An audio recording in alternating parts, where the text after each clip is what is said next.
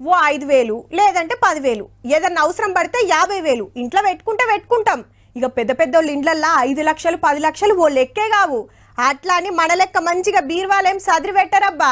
సినిమాలల్లా చూపియరా మంచాల కింద, పరుపులల్లా, బియ్యం డ్రమ్ములల్లా, గోడల నడుమిట్లా, బండల కింద, అవసరమైతే చెట్ల కొమ్మల గిన పైసల పంట వండుతుంది. సరే వార్తలకు పోదాం పార్రి. ఇది బ్యాంకు కాదు, ఇది బంగారం దుకాణం కాదు. పైకం 9 కోట్లు, నగలు 23 కోట్లు దొరకబట్టింది హైదరాబాద్ లో సారు డ్యూటీ బొంబాయిలా.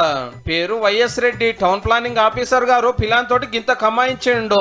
సర్కార్ డంపింగ్ యార్డ్ కోసం పెట్టిన జాగాల కాగితాలు మార్చి ఒక ప్రైవేట్ కంపెనీలో అపార్ట్మెంట్లు కడితే లంచం పుచ్చుకొని ఫుల్ పర్మిషన్ ఇచ్చిండట. దాని మీద మహారాష్ట్రలో ఈడీ ఎంక్వైరీ నడుస్తుంటే హైదరాబాద్ లో సారోల ఇంటిని పునుకులాడితే ఇదంతా బయటపడ్డది. బాజాబ్తా ఇంట్లోనే నోట్ల కట్టలు, నగల గుట్టలు పెట్టినంటే భూమి జాగాలు, ఇండ్లు, బంగ్లాలు ఇంకెన్ని ఉన్నాయో.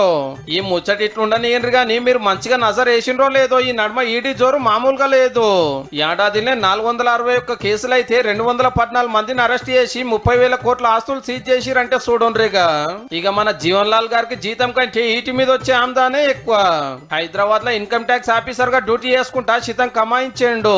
ఓ కంపెనీలో ఫైల్ మీద సంతకం పెట్టేదానికి 1,20,00,000 లంచం డిమాండ్ చేసి భయాన కింద 15 లక్షలు తీసుకొని ఇంకో 70 లక్షలు ముట్టంగానే లట్టుకుని వచ్చి అందుకుంది సిబిఐ. అరెస్ట్ చేసి అరుచుకుంటే బొంబాయిలో కంపెనీల కాడ 2.5 కోట్ల విలువైన బంగ్లాను లంచం కింద రాపించుకున్నాడని తేలింది. ఇంకొక కాడ 30 లక్షలు గుంజిండట.